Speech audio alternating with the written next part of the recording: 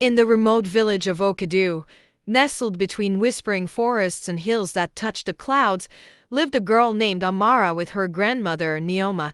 Their small mud brick home sat at the edge of the woods far from the village center, where judgmental eyes couldn't reach them. Amara never knew her parents. They had died in a mysterious fire when she was only 6 months old, leaving Neoma to raise her on the fringes of a community that had long ago cast them out. "Your grandmother is a witch," the village children would chant when Amara ventured near.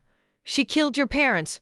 She kills anyone who gets close to her." But Amara knew better. She knew the woman who woke before dawn to farm cassava, who sang ancient lullabies in IGBO, who traded her last wrapper for Amara's school fees at Steady Teresa's girls' secondary school. Neoma was her world, her fortress against the cruelty of Okadu. At 13, Amara was the brightest student in her class, but poverty clung to her like a second skin.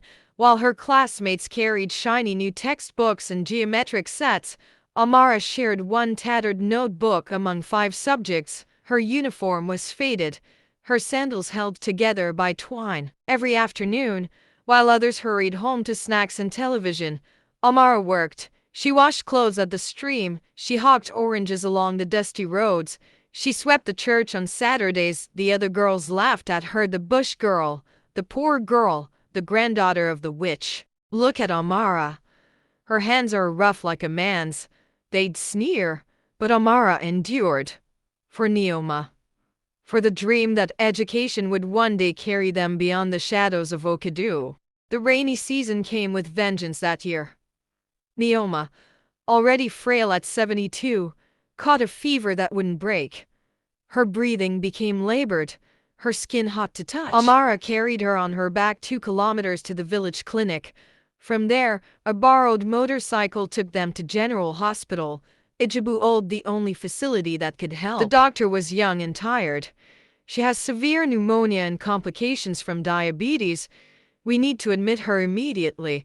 But he paused, avoiding Amara's desperate eyes. "You must pay a deposit of 70,000 naira before we can begin treatment." 70,000 naira, more money than Amara had seen in her entire life. "Please, sir. She's dying. I'll work. I'll do anything. I'm sorry." Hospital policy.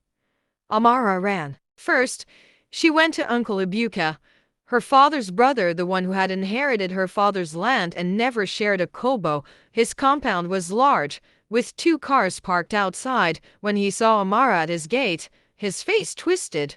"What is this cursed child doing here?" "Uncle, please. Grandma is in the hospital.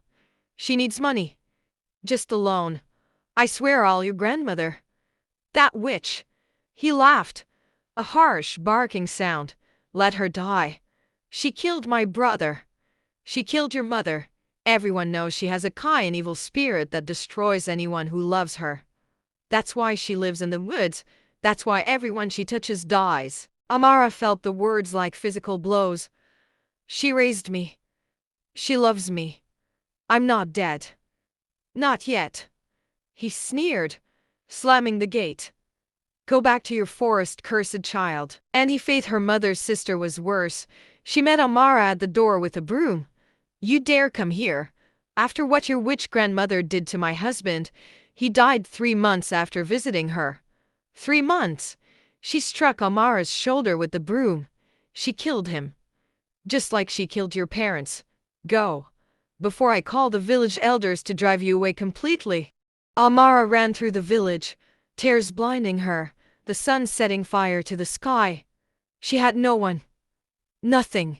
Only Neoma, dying in a hospital bed, and the crushing weight of 70,000 naira.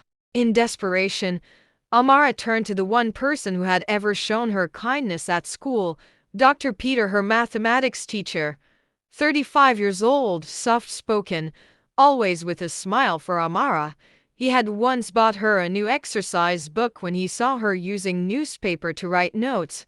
He had told her she was special, brilliant, beautiful. His house was modest but comfortable, a brick building with a generator humming in the yard. When he opened the door and saw Amara's tear-streaked face, his expression shifted into something she couldn't read. "Amara, what happened?" Between sobs, she explained, the hospital, the money, the deadline. He listened, nodding, his hand resting on her shoulder longer than necessary. 70,000 is a lot, Amara. But come inside. Let me see what I can do. The sitting room smelled of air freshener and something else, something heavy and male. He offered her Fanta, biscuits, rice, and stew. Amara refused. Please, sir. I don't have time. My grandmother. Calm down, he said, his voice dropping to a whisper. My brother went to the bank. He'll be back soon. Wait with me. Something in his eyes made her skin crawl, but she had no choice. She sat on the edge of his couch, her heart hammering. Your wife, sir? Your children? She asked, desperate for normalcy. They traveled to the city. Yesterday. He moved closer. Amara, look at you. So sweet. So innocent. Do you know how long I've watched you? How I've dreamed of helping you. Properly. Sir, she said out of fear. You're 13 now, almost a woman. His hand brushed her knee. I can give you the 70,000. More even, but you must give me something in return. Amara stood up, knocking over a glass of water. I'm sorry. I'll clean it. No, sit. Eat first. His smile didn't reach his eyes. You must be hungry. She was starving, actually. She hadn't eaten since morning. When he brought the food, her hands shook, but she ate quickly, mechanically. While he watched, thirsty, he handed her a glass of water. Drink. As she raised it to her lips, a sudden gust from the window or something else knocked the glass from her hand. Water spilled across her lap. I'm sorry. I'm so sorry. Dr. Peter jaw tightened. No matter. I'll get another. When he returned from the kitchen, his demeanor had shifted, forced cheerfulness masking rage. My brother will be here soon, but Amara, while we wait, come sit on my lap. I want to tell you a story. Sir, I think I should go. Sit. She did. His arms wrapped around her, and she felt his breath hot against her neck. Such a good girl. Such a sweet girl. You know, in some cultures, a girl your age is already a wife, already knows how to please a man. Please, sir.